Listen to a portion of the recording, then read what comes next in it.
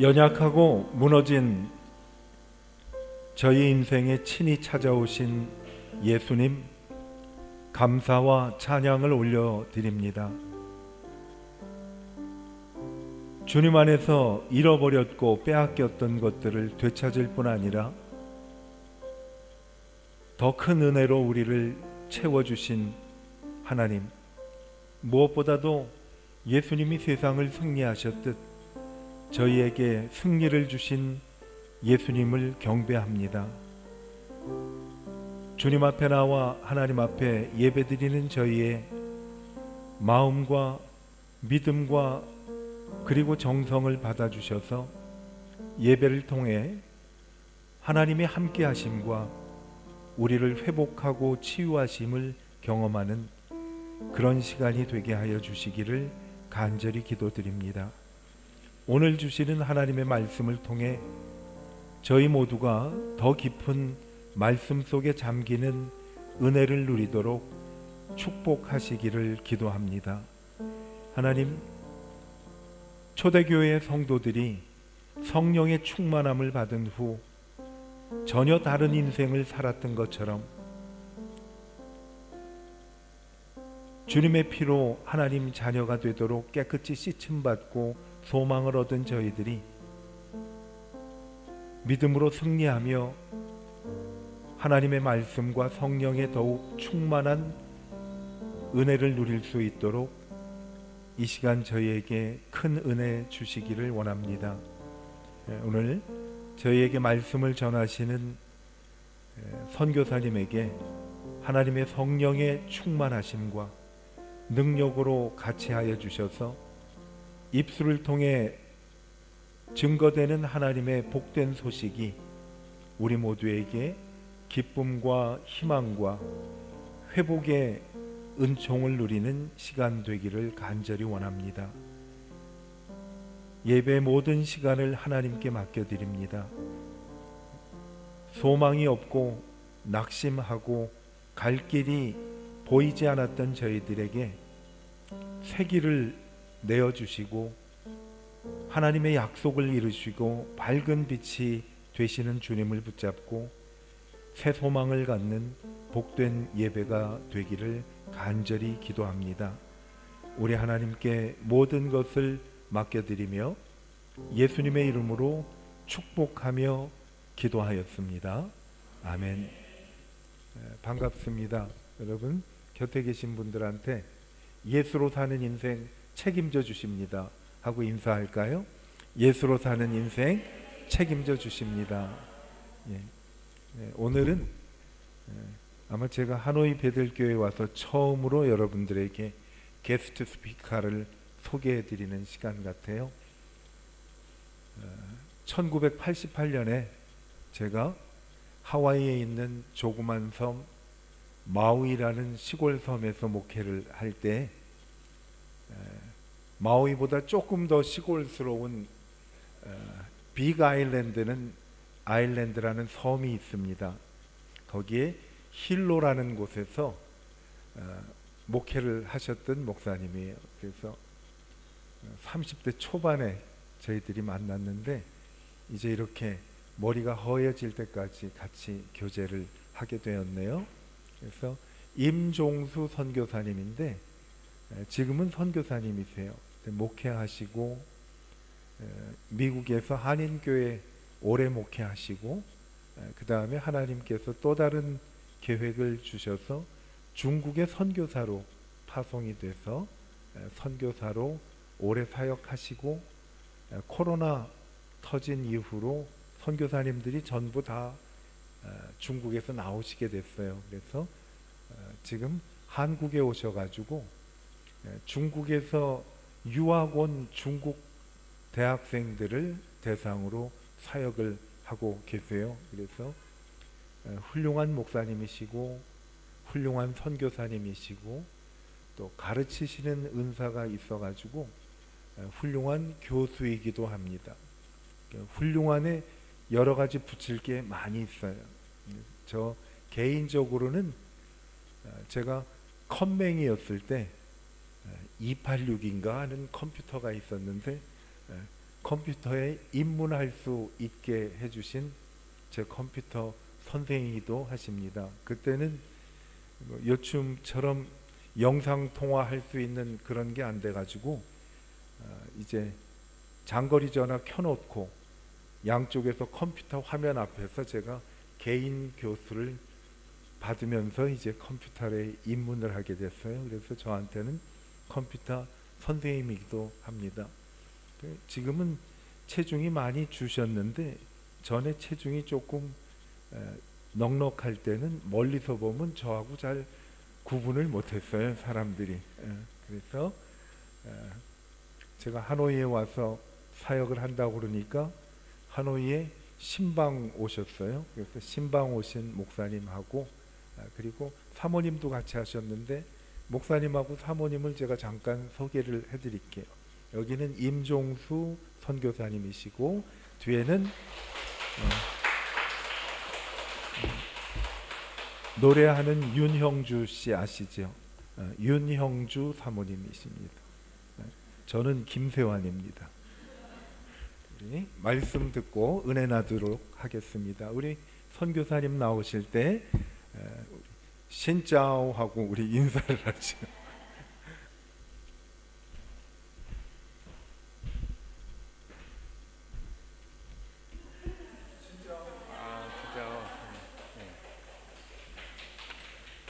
반갑습니다. 먼저 하나님 말씀 느헤미야서 1장을 먼저 함께 같이 읽겠습니다. 느헤미야서, 구약 느헤미야서.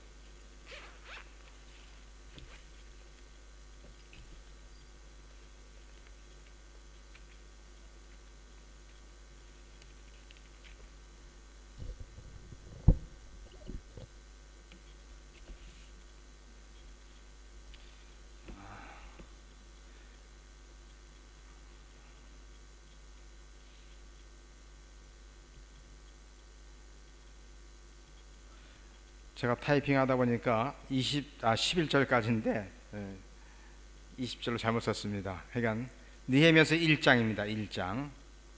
제가 봉독해 드리겠습니다. 하갈의 아들 느헤미야의 말이라.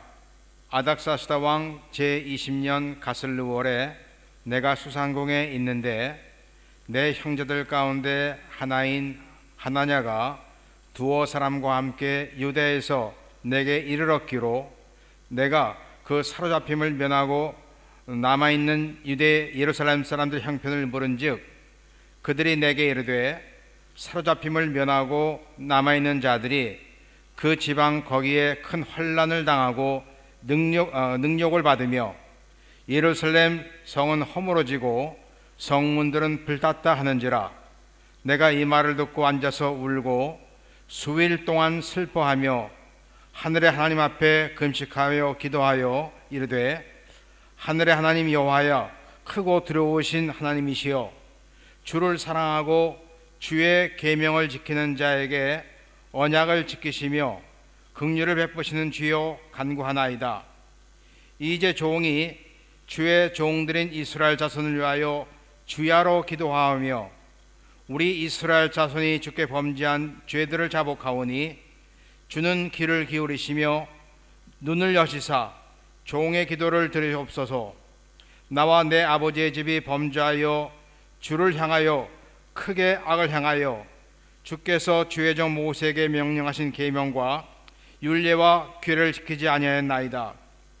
옛적에 주께서 주의 종 모세에게 명령하여 이르시되 만일 너희가 범죄하면 내가 너희를 여러 나라 가운데 흩을 것이요 만일 내게로 돌아와 내 계명을 지켜 행하면 너희 쫓긴 자가 하늘 끝에 있을지라도 내가 거기서부터 그들을 모아 내 이름을 두려고 택한 곳에 돌아오게 하리라 하신 말씀을 이제 청하건대 기억하옵소서. 이들은 주께서 일찍이 큰 권능과 강한 손으로 구속하신 주의 종들이요 주의 백성이니이다.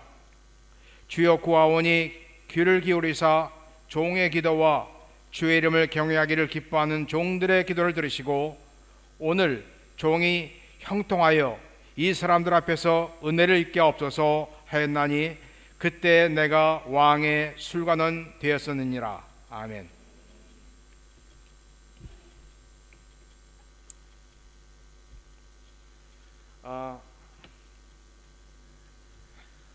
저는 아까 우리 김 목사님께서 소개해 주신 대로 2008년부터 동아시아, 제가 어디 가면은 중국이라는 말을 쓰지 않습니다. 보안상 쓰지 않는데, 목사님 중국이라고 말씀하셨는데 중국 맞습니다. 중국에서 선교 사역을 하고 있는 임종 선교사입니다.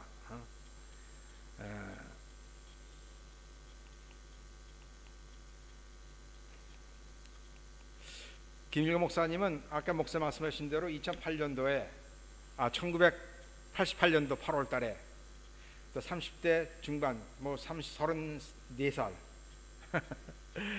그때 하와이 힐로에서 그 목회하게 되었을 때 처음 만나서 지금까지 선교도 같이 하고 동역도 같이 하고 있는 친구 목사님입니다.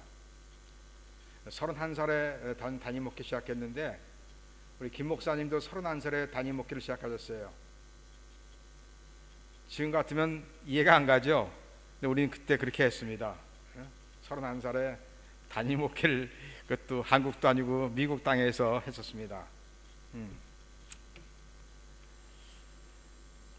김 목사님이 인터림 패스토로 이제 사역하신 하노이 교회에 전부터 오고 싶었는데, 목사님이 혼자 생활하시는 걸 알고 또 불편하실까봐 제가 한번 가겠다는 말을 못하고 있었는데, 얼마 전에 목사님이 저한테 사진 하나 하고 그 문자를 하나 보내오셨어요.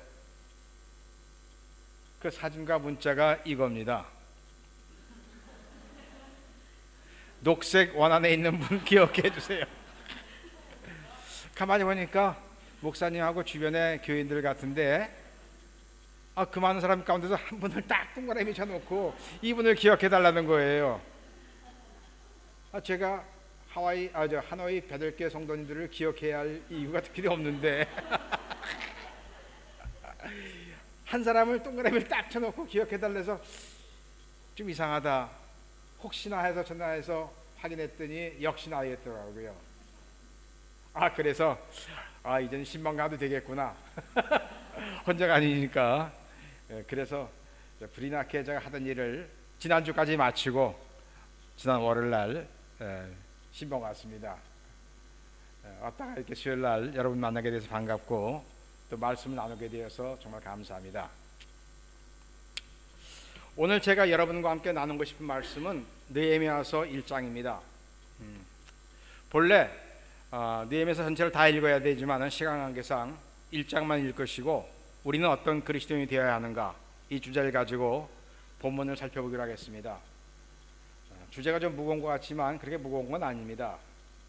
제가 여기서 제목을 우리는 그랬는데, 여기서 우리라는 말은 그냥 우리가 아니라 코리안 디아스포라 크리스천, 디아스포라는 흩어진 유대인들 가리키는 말이죠.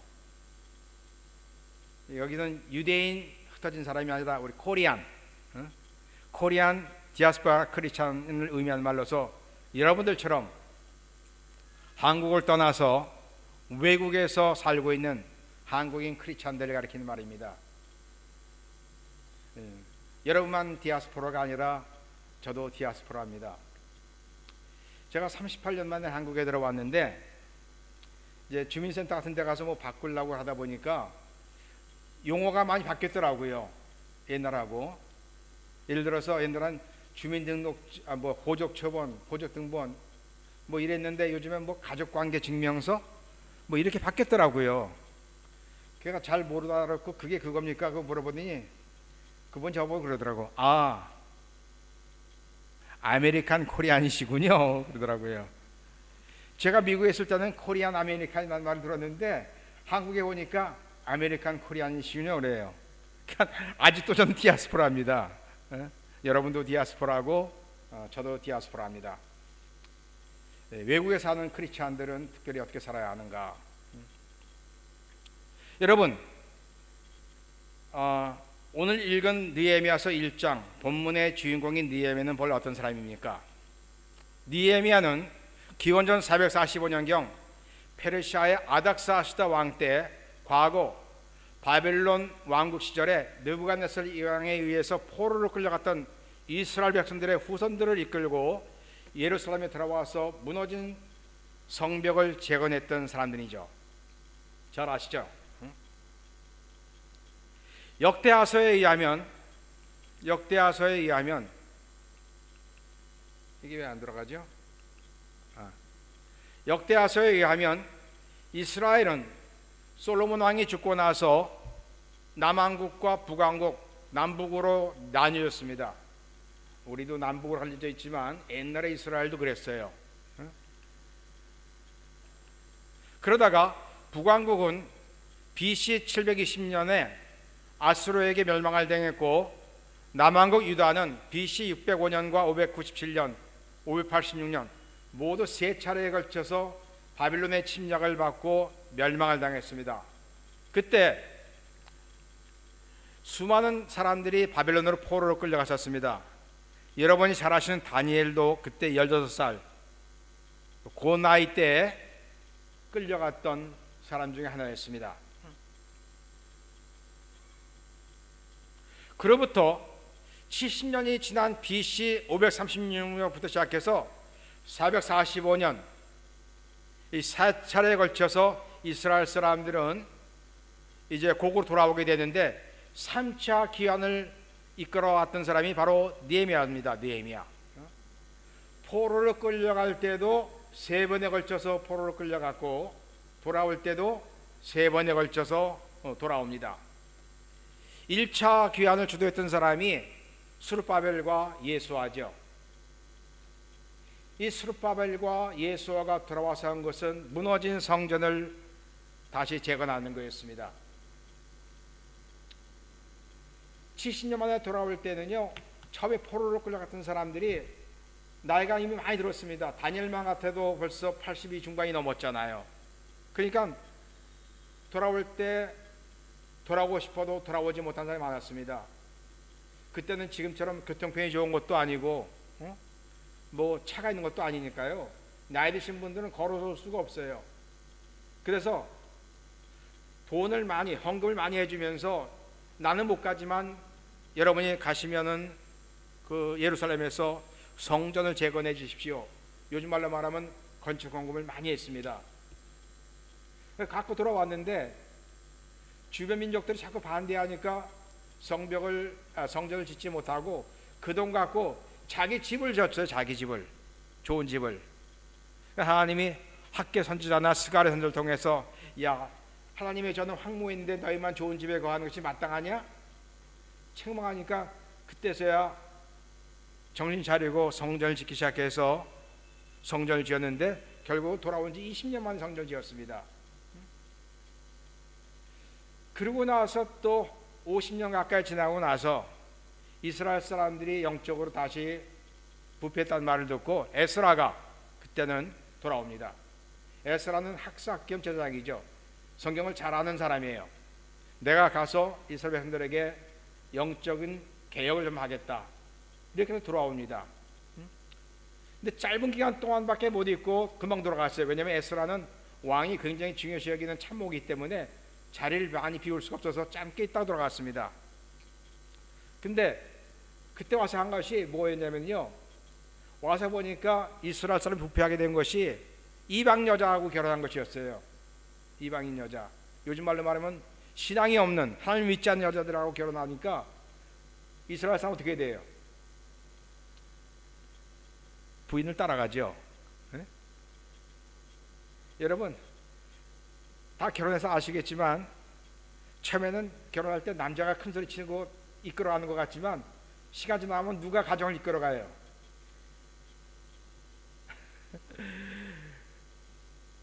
여자가 이끌어가잖아요. 남자들이 다 여자 말을 듣습니다.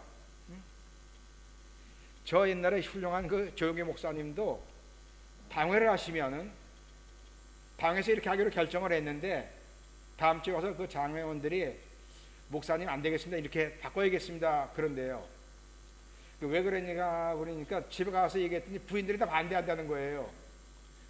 그러니까 조용희 목사님도 과제를 미리 내주고 집에 가서 부인들하고 충분히 의논한 다음에 다시 결정하자 그랬다고 그래요.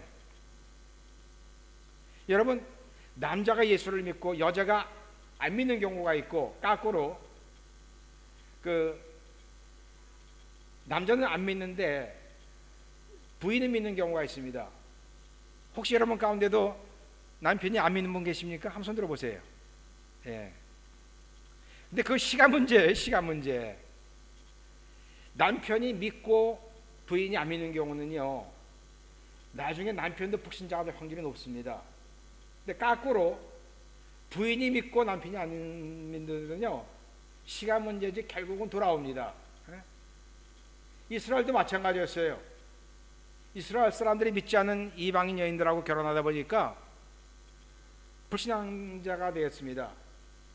그리고 애들은 누구 영향을 받아요? 아빠 영향을 받아요? 엄마 영향을 받아요? 엄마 영향을 받죠. 엄마가 불신자다 보니까 애들도 그렇게 돼가는 겁니다. 그래서 이방 여인 내보내게 하고 안식일 지키게 하고 11조 지켜서 내서 성전을 회복하게 했습니다. 근데 짧게 있고 돌아갔는데 얼마 있다가 이 사람들이 또다시 부패했어요. 이끌어줄 사람이 없다 보니까. 그래서 13년 만에 또 이스라엘이 징계를 받고 성벽이 무너졌습니다. 그걸 회복하기 위해서 돌아온 사람이 바로 느헤미야입니다. 느헤미야. 느헤미야는 본래 아닥사드 왕의 슬관원이었습니다. 여러분, 슬관원이면 우스운 사람이 아니에요. 여러분 역사를 통해서 알겠지만 왕들은요, 독사를 많이 당했습니다. 그래서 항상 왕들이 먹는 음식이나 음료수는 검식관이 먼저 이렇게 검식을 하죠. 근데 그걸 누가 시키는지 하시는지 아십니까? 왕이 제일 신뢰하는 사람을 시킵니다. 아무나 시킬 수 없어요.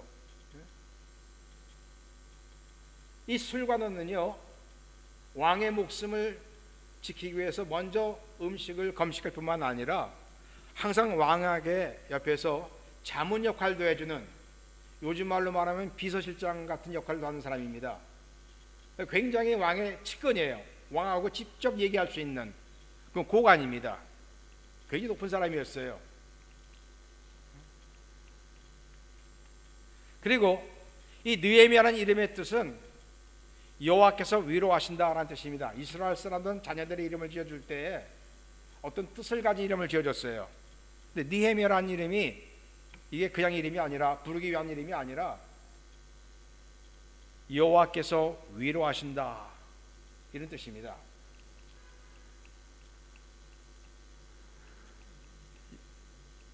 이거 배터리가 잘 안 되는 모양인데요.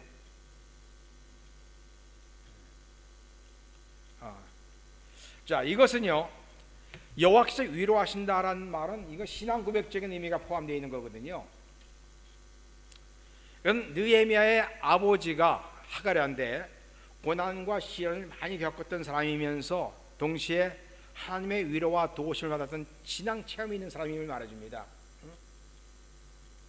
자기가 고난과 시련을 많이 당했지만 하나님 나를 위로해 주시고 도와주시더라. 그 신앙 고백을 아들의 이름 속에 새겨 넣은 거예요. 요셉이 애굽에서 두 아들을 낳으면서 므낫세와 에브라임이라고 짓죠. 므낫세라는 이름은 하나님께서 내 집안의 그 고생스러웠던 과거를 다 잊어버리게 해주셨다 뜻이고, 에브라임은 하나님이 내가 고생한 땅에서 나를 창성하게 해줬다, 그런 이름 뜻이 아닙니까? 마찬가지로 하가랴도 이 신앙 고백을 자기 아들의 이름에 새겨 넣은 거예요.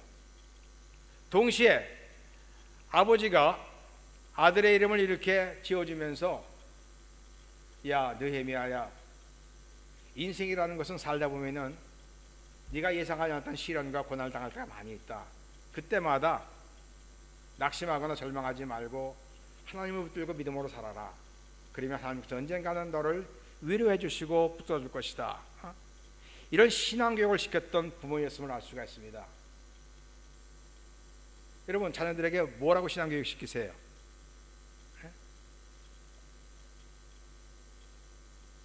느헤미야는 자기가 힘들 때마다 저 자리에 올라가기가 쉬웠겠어요?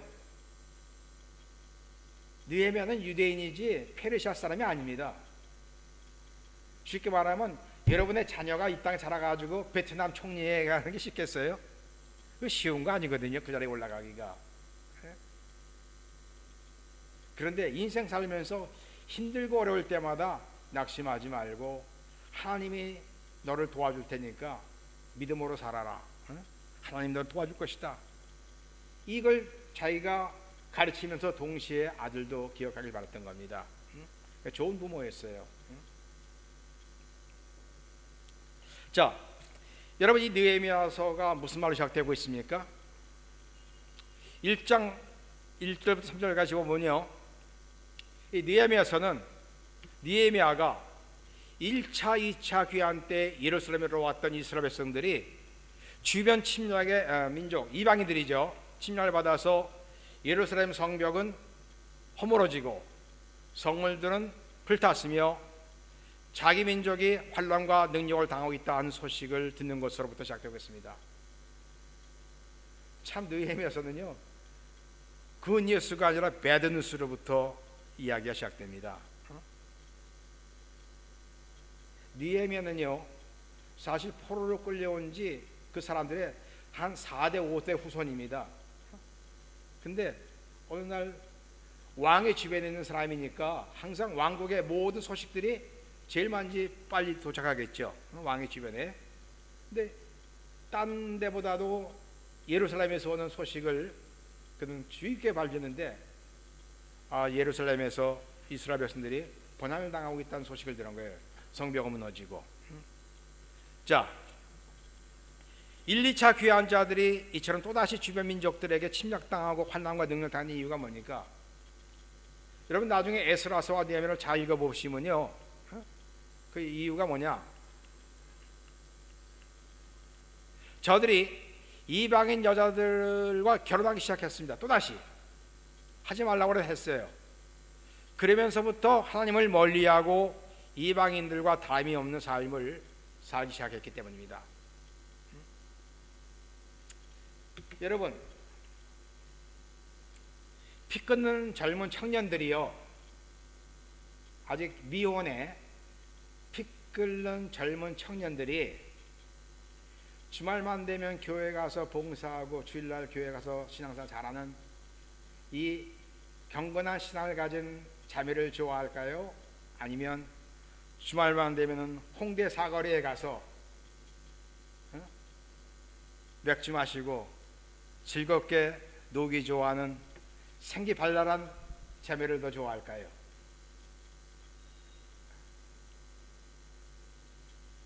어떤 사람 더 좋아할 것 같습니까? 다 그런 건 아니지만 대부분 홍대 사거리에서 노는 여자들을 좋아할 거라고요. 주말 되면 교회 가는 사람보다 등산하는 걸 더 좋아할 거고 말이죠. 그러다 보니까 이방인하고 결혼하면서 이 사람들이 안식을 지키지 않기 시작했습니다. 예배를 드리지 않는 사람들 하기 시작한 거예요. 그러다 보니까 11조금도 드리지 않게 되었죠. 그러니까 백성들을 위해서 제사를 드리고 하나님의 말씀을 가르쳐야 할 레위인들이 제사장 직무를 행하지 않고 생계를 유지하기 위해서 다른 일을 하기 시작한 거예요. 레위인들은 본래가 땅이 없잖아요. 백성들이 내는 11조로 살게 되어 있었는데 백성들이 교회도 안 나오고 11조 헌금도 안 드리니까 살 수가 없잖아요. 그러니까 뭐 했냐? 제사장 직무를 포기하고 딴 데 가서 딴 일을 하기 시작한 겁니다. 그러니까 백성들의 신앙생활이 더 엉망이 되고 타락하기 시작했죠. 말씀을 가르쳐준 사람이 없으니까.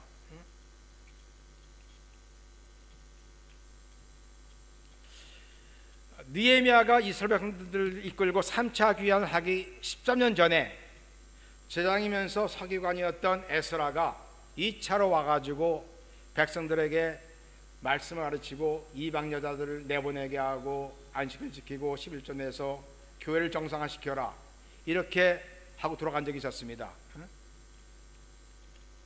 근데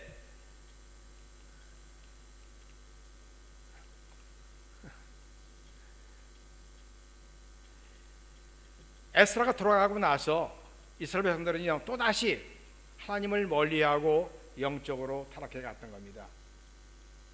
여러분, 주일날 와서 목사님의 설교를 듣고 은혜 받을 때 아멘 아멘 하시죠? 아 맞아, 저 말씀대로 살아야지 라고 결심할 수가 있습니다. 근데 그게 며칠 나갑니까? 예? 은혜 받고 결심한 게 얼마나 가요?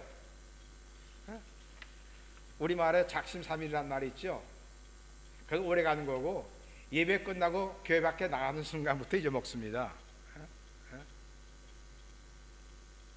13년이라는 세월은 짧은 세월은 아니에요. 에스라가 와서 그렇게 하나님의 말씀을 가르치고 이렇게 살라고 가르쳤지만 얼마 안 가서 이 사람들은 다시 옛날로 돌아간 겁니다. 또 타락한 거예요.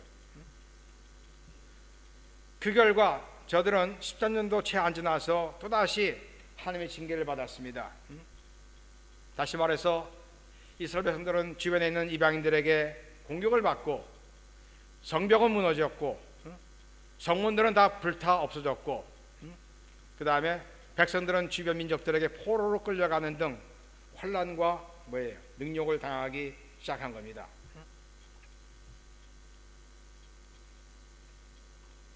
자, 느헤미야가 이 소식을 들은 다음에 어떤 반응을 보였습니까?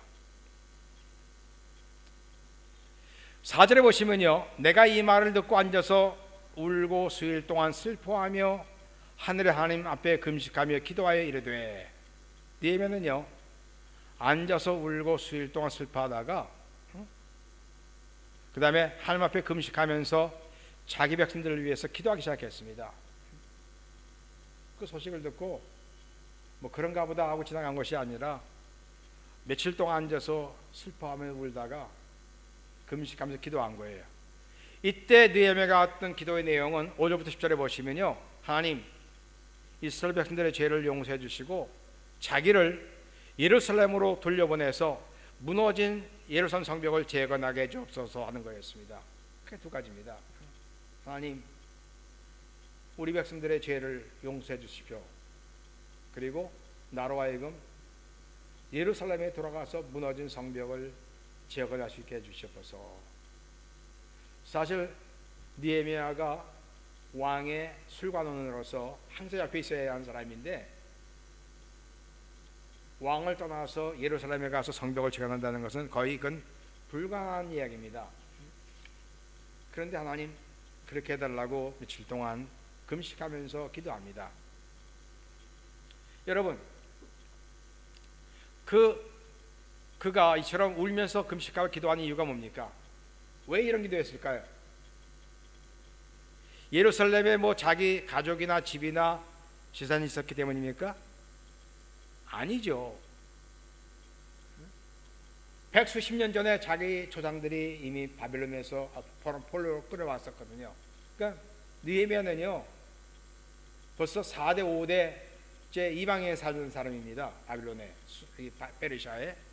그러니까 예루살렘에 자기 일가 친척이 있는 것도 아니고 집이 있는 것도 아니고 재산도 있는 것도 아니에요. 그거 아닙니다. 그럼에도 불구하고 그가 이렇게 울었던 이유가 뭐냐?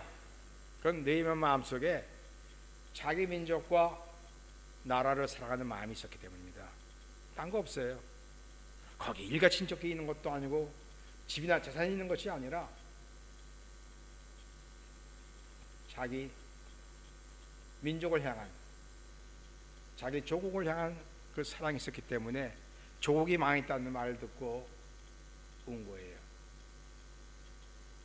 여러분, 기독교 복음에는요 국경이 없습니다. 이방인이건 유대인이건 모든 사람에게 전해져야 하는 것이 기독교의 복음입니다. 그래 안 그래요? 기독교 복음에는 국경이 없지만은요, 그러나 그리스도인들에게는요 자기가 사랑하고 지켜야 할 조국과 민족이 있는 겁니다. 믿습니까? 기독교 복음에는 국경이 없지만은요, 기독교인에게는요 자기가 사랑하고 지켜야 할 조국이 있는 거예요. 이것은 느헤미야도 마찬가지고 바울도 마찬가지였습니다. 사도 바울도 평생을 이방인 선교사로 살았지만 그의 마음속에는 자기 민족이 구원받기를 간절히 바라는 마음이 있었거든요. 로마서 9장에 보시면 내가 내 민족이 구원받을 수 있다면 내가 그리스도에서 끊어질지라도 나는 그것을 원한다. 그렇게 말할 정도로 바울의 마음속에는 자기 민족을 향한 사랑이 있었던 겁니다. 느헤미야도 그렇고 바울도 마찬가지였어요. 그래서 느헤미야는요, 자기 조국에서 들려온 슬픈 소식을 듣고 울며 금식하며 기도하기 시작한 겁니다. 여러분, 느헤미야가 이처럼 울면서 금식하고 기도한 결과가 뭡니까? 2장에 보시면요, 아닥사드 왕이 느헤미야로 하여금 예루살렘으로 돌아가서 무너진 예루살렘 성벽을 재건할 수 있도록 허락해 줍니다. 또 성벽을 재건하는 데 필요한 모든 자재들도 다 제공해 주도록 특별 명령을 내리죠. 기적입니다. 기적이에요. 그래서 느헤미야는요, 왕의 명령을 받고 예루살렘에 돌아와서 이 외부의 적, 내부의 적의 모든 방해와 살해 위협을 무릅쓰고 52일 만에 성전을 재건합니다. 그렇죠? 3장과 7장에 보시면 50일 만에 이걸 재건해요. 굉장히 빠른 속도로 이걸 재건한 겁니다. 그리고 그 다음에 예루살렘 성벽이 재건된 지 7일 만에 후에 페르시아에서 온 에스라를 강설에 세우고 수문화 광장에서 사경회를 합니다. 아침 6시부터 오전까지 말씀을 읽고 강해를 해요. 자, 성벽이 완공될 때는요, 느헤미야서 6장 15절에 보면요, 엘루월 25일이라고 되어 있어요. 엘루월은 유대인의 날 달력으로 6번째 날입니다. 근데 사경회가 시작된 것은 티시리월 1일이라고 되어 있어요. 티시리월은 7월입니다. 유대인 달력으로. 그러니까 성벽이 완공되고 때부터 시작해서 사경회가 시작된 지는 뭐예요? 일주일 간격밖에 안 됩니다. 근데 어떻게 완공된 지 일주일밖에 안 됐는데 에스라가 와서 부흥회를 인도할 수 있었을까요? 요즘처럼 핸드폰 갖고 자, 에스라 선생님 며칠 있으면 이제 완공됩니다. 오십시오. 그렇게 연락할 수 있는 것도 아니고, 또 완공됐다는 말을 들어도 뭐 금방 올 수 있는 것도 아니잖아요. 그 거리가 먼데. 이건 뭘 말해주느냐? 에스라가 떠나기 전에, 느헤미야 떠나기 전에 에스라를 만나서 에스라 선생님, 내가 가면은 2달 안에 성벽을 재건하겠습니다. 그러니까 그때쯤 오셔가지고 사경회를 개최해 주십시오. 느헤미야는 알았어요. 성벽만 재건된다고 문제가 해결되는 게 아니에요. 자기 민족이 영적으로 깨어나야 되거든요. 각성을 해야 합니다. 근데 이건 자기가 할 수 있는 일이 아니에요. 느헤미야는 정치적인 지도자이지 제장이 아니고 서기관이 아닙니다. 이건 에스라가 잘할 수 있는 일이에요. 그러니까 내가 2달 안에 이걸 끝낼 테니까 그 다음에 선생님이 2달 후에 오셔가지고 사경에 내주십시오. 그래서 딱 일주일 후에 도착한 겁니다. 여러분, 수문화 광장에서 에스라가 사경을 한 결과 뭡니까?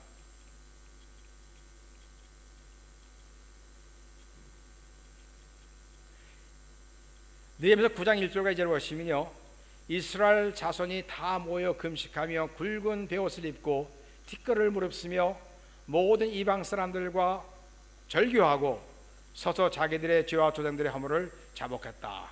그러니까 백성들이 굵은 베옷을 입고 금식하면서 자기들의 죄를 자복하고 회개 시작했습니다. 그동안 자기들이 잘못 살아도 잘못 사는 걸 몰랐는데 에스라가 성경을 읽어주고 해석해 주니까 아, 우리가 정말 잘못 살았구나 깨닫고 그때부터 뭐예요? 회개하기 시작한 겁니다. 거기서 끝난 게 아니에요. 끝나고 나서 3가지 결단을 합니다. 10장 3절에 오시면 우리의 딸들을 이 땅 백성들에게 주지 아니하고 우리 아들들을 위하여 그들의 딸들을 데려오지 않겠다. 다시 말하면 앞으로 이방인들과 통혼하지 않겠다. 왜 이게 문제였거든요. 이게 불신자하고 결혼시키다 보니까 자식들이 망한 거거든요. 근데 앞으로 그걸 안 하겠다는 겁니다. 두 번째로 10장 31절에 보시면 혹시 이 땅 백성이 안식일에 물품이나 온갖 곡물을 가져가 나가 팔려고 할지라도 우리가 안식일이나 성일에는 그들에게 사지 않겠고 7째 해마다 땅을 쉬게 하고 모든 빛을 탕감하리라 하였고, 간단히 말하면 안식일을 거룩하게 지키겠다는 겁니다. 이제 주일날 되면 딴 데 가지 않고 교회 나와서 예배드리겠다. 요즘 말하면 이거예요. 예? 두 번째 결단이. 그동안 주말만 되면 홍대 사거리에 가서 놀던가 딴 데 갔었는데 이제 그렇게 안 하고 교회 나가겠다는 겁니다. 세 번째가 뭐예요? 10장 31절에 보시면요, 우리가 또 스스로 규례를 정하기를 해마다 각기 세겔의 3분의 1을 수납하여 하나님의 전을 위하여 쓰게 하되, 35절에 보시면 해마다 우리 토지 소산의 만물과 각종 과목의 첫 열매를 여호와의 전에 드리기로 하였고, 31절에 보시면 또 처음 익은 밀의 가루와 거제물과 각종 과목의 열매와 새 포도주와 기름을 제장들에게로 가져다가 우리 하나님의 전에 여러 땅에 두고, 또 우리 산물을 11조를 레위 사람들에게 주리라 하였나니, 이 레위 사람들은 우리와 우리 성읍에서 산물의 11조를 받는 자임이며, 세 번째 결단한 것이 뭐냐면은 하나님의 전에 필요한 물품과 첫 열매 11조를 들여서 레위인들이 제장 업무에만 전념할 수 있도록, 제사 드리는 일과 하나님의 말씀을 전하고 가르치는 데만 전념할 수 있도록 경제적으로 지원해 주겠다. 옛날에는 그거 안 했기 때문에 레위인들은 그걸 못 했거든요. 자기들도 먹고 살아야 되니까 딴 일 했거든요. 이제 그렇지 않고 정말 이 사람들이 백성들을 위해서 기도하고 제사 드리고 말씀을 가르치는 일에만 전념할 수 있도록 지원해 주겠다 한 거예요. 대단한 결심을 한 거죠.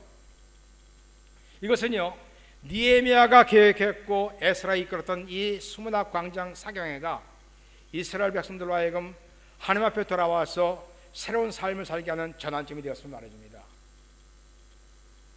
이스라엘 역사를 보면요, 이때부터 시작해서 예수님 오실 때까지 한 400년 동안 이스라엘 민족에게 있어서 이방인 결혼 문제, 안식일 지키는 문제, 11조 드리는 문제, 우상 섬기는 문제, 이건 없었어요.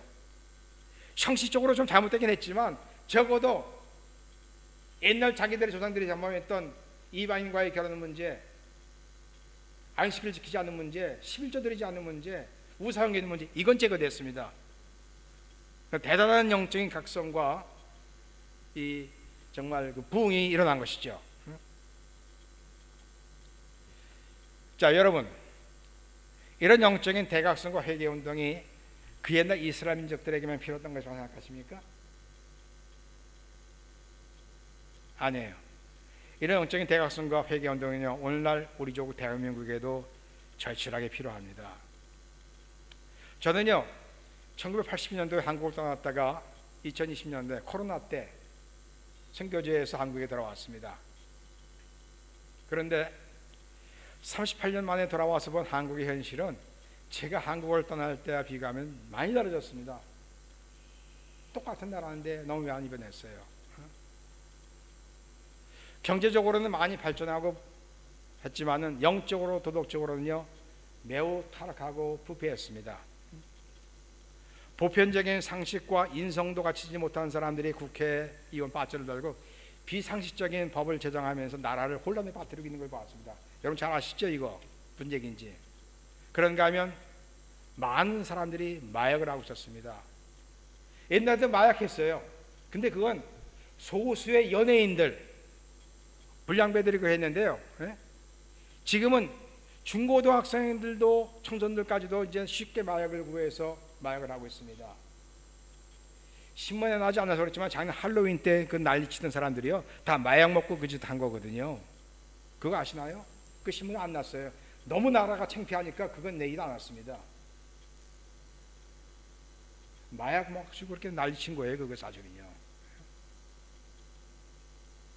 피자가 하나면은 마약을 사서 할 수 있거든요. 이건 제가 옛날에는 상상도 못하던 일이었습니다. 어째 이런 일이 한국에서 일어나고 있는가 이해가 안 가요. 그뿐이 아니죠.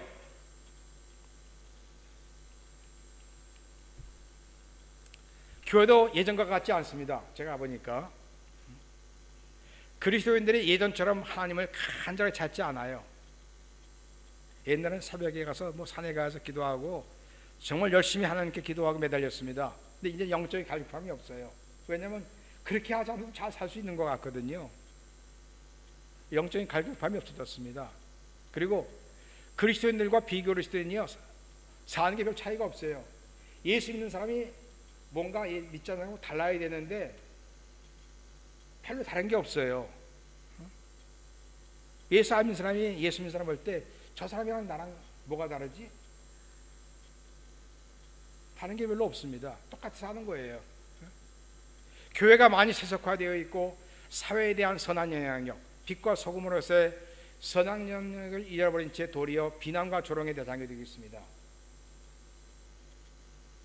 잘 아시는 것처럼 기독교를 개독교라고 비난하잖아요. 이게 말이 안 되는 얘기인데 어쩌다가 교회가 이렇게 됐는지, 물론 잘못된 편견 때문에 그렇게 부르는 것도 알아요. 그러나 어느 정도는 들을 만한 이유도 있는 것도 사실입니다. 옛날 저희가 30년 이전에 40년 전에 교회 다닐 때는요, 비록 교회를 나오지 않더라도 교회를 그렇게 비난하거나 조롱하진 않았어요. 그리스도인들이 그때는 뭔가 좀 달랐습니다, 분명히. 근데 요즘은 그렇지가 않아요. 여러분이 인터넷이나 유튜브를 통해서 들려온 한국의 소식이 이런 거라는 거 맞죠? 그러면 이런 상황에서 코리안 디아스포라 크리스찬들은 어떻게 합니까? 아까 느헤미야는요, 자기 조국에서 들려온 소식, 이스라엘 사람들이 이방인들의 공격을 받아서 성벽이 무너지고 성벽의 문들은 다 불타 없어지고 백성들이 포로로 끌려갔다, 이 말 듣고 그는 앉아서 울고 금식하며 기도했어요. 자, 여러분은 그런 소식들을 들으면서 어떻게 반응하고 있습니까? 인터넷을 통해서, 신문을 통해서 들려오는 그런 한국의 소식들을 들으면서 여러분 어떤 반응을 하고 있어요? 저나 여러분 어떤 크리스찬이 되어야 합니까? 첫째로 느헤미야처럼 여러분도 여러분의 조국 대한민국을 위해서 간절히 기도해 주시기 바랍니다. 자, 이게 보니까 여러분 다 여자분들이 많으신데, 결혼하신 분들인데, 여러분 시집와서 살지만 그래도 친정집이 잘 돼야 좋습니까? 안 돼야 좋습니까? 시집살이가 아무리 고달퍼도 친정이 잘 되면 그래도 시집살이가 좀 덜 힘듭니다. 그래 안 그래요? 여러분이 베트남에서 아무리 힘들고 어려운 생활을 하고 계시다 할지라도 대한민국이 잘 되면 여러분에게 덜 힘이 듭니다. 그래 안 그래요? 코리아가 잘 되면 베트남 정부도 한국 사람을 함부로 못해요. 제가 중국에 있을 때요, 중국에서 사역하는 선교사님들이 한국에서 오신 분도 있고요, 미국에서 오신 분도 있습니다. 한국에서 오신 선교사님이 체포당하면요, 끌려가서 매도 맞고 돈도 엄청나게 벌금도 물고 쫓겨나요. 미국 패스포드 갖고 있는 한국 선교사님들은 그렇게 못해요. 그냥 차별한 나가라고 조용히 얘기합니다. 왜 그래요? 똑같은 한국 사람인데 패스포드가 달라서 그래요. 패스포드가 미국이냐 한국이냐. 나라가 강하면요, 어떤 나라도 함부로 못합니다. 그 백성들을요. 여러분, 대한민국이 잘 되도록 기도해 주셔야 합니다. 구체적으로 대통령을 비롯해서 각 부처 장관들이나 정부 기관장들이 무너진 나라, 이게 지난 몇 년 동안에 나라가 너무 많이 무너졌어요. 교육, 경제, 기관, 사회에 너무 많이 무너졌는데 이 기강을 바로 잡고 나라가 바로 설 수 있도록 여러분 기도해 주세요. 이거 누굴 비난하기 전에 기도해 주셔야 합니다. 누구 잘못이다라고 비난하기 전에 기도해 주세요. 일단. 그리고 사회사역과 당리당략에 빠져있는 국회의원들, 이 사람들이 회개하고 나라를 위해 일하는 사람이 될 수 있도록 기도해 주십시오. 근데 제가 이 기도 제목을 생각하면서 이런 생각했습니다. 한국에서 월남까지 다리를 놓는 것이 쉬울까? 국회의원들이 회개하고 새 사람 되는 게 쉬울까?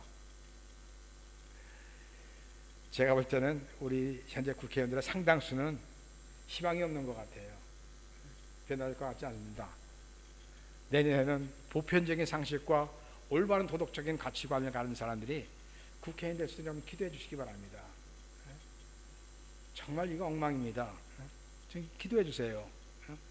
비난만 하지 마시고 기도해 주세요. 이런 사람이 좀 되게 해달라고. 그리고 한국교회 목회자들이 느헤미야나 에스라처럼 나라를 위해 열심히 기도하고 하나님의 말씀을 잘 연구하고 가르쳐서 한국교회의 영적인 대각성과 부흥이 일어날 수 있도록 기도해 주시기 바랍니다. 에스라가 이스라엘 돌아올 때요, 여호와의 율법을 연구하고 준행하며 율례와 규례를 이스라엘 백성들에게 가르치기로 결심하였다. 그렇죠?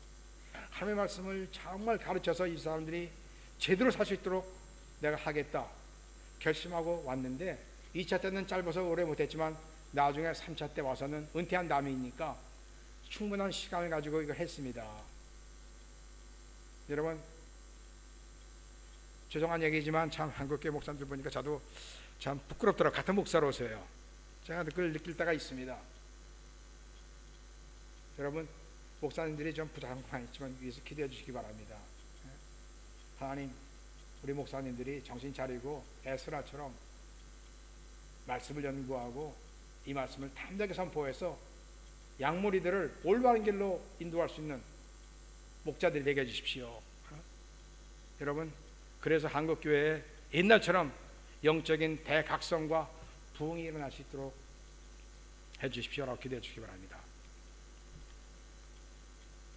그리고 끝으로 이 아이들이 자라서 장차 대한민국을 영적으로 각성시키고 바로 세우는 한국의 에스라와 느헤미야가 될 수 있도록 기도해 주시고 양육해 주시기 바랍니다. 이 아이들이 누구냐? 이 아이들이 이 아이들입니다. 누군지 아시겠어요? 여러분의 자녀들입니다. 여러분의 자녀들. 맞죠? 아닌 것 같아요? 이거 베들교회, 베들 한인교회 아닙니까? 하노이? 한국에요, 교회에 주일학교 없어지는 데가 참 많습니다. 왜냐면 부모들이 학원에 보내느라고 교회도 잘 안 보내요. 큰일입니다. 여러분, 에스라, 느헤미야, 다니엘, 요셉, 이 사람들의 공통점이 뭔지 아십니까? 요셉, 다니엘은 청소년 때 끌려왔어요. 애굽에. 거기서 살아가지고 총리가 됐습니다. 그리고 그 시대를 구했죠. 에스라나 느헤미야는 아예 이방 땅 태어난 사람이에요. 여러분, 저는요, 여러분이 한국이 아닌 이 비엔남에서 자녀를 교육시키는 게 어쩌면 한국에서 친구보다 훨씬 낫다고 생각합니다. 한국에 주일학교가 없다니까요. 여기 주일학교 있잖아요. 있죠? 애들 주일날 딴 데 갈 때도 없잖아요. 교회 가는 거밖에. 얼마나 좋아요. 그 아이들이 자라서 나중에 한국의 에스라가 되고 한국의 느헤미야가 될 수 있도록 기도해 주세요. 지금 지도자들도 변화되어서 잘해야 되겠지만 그 다음 세대는 여러분의 자녀 아닙니까? 지금 지금 기성세대가 아무리 개혁을 하고 잘해놔도 그 다음 세대가 뒷받침해 주지 않으면요, 또 무너집니다. 지금의 정보 지도자들이 정치인들이 잘해주기를 기도해야 되겠고, 지금의 목사님들이 잘해주기를 또 기도해야 되겠지만, 동시에 그 다음 세대인 여러분의 자녀들이 이어서 대한민국의 에스라가 또 느헤미야가 될 수 있도록 기도해 주시고 그렇게 양육해야 합니다. 이것이 디아스포라 코리안 크리스찬들이 해야 할 일입니다. 믿습니까? 기도하겠습니다.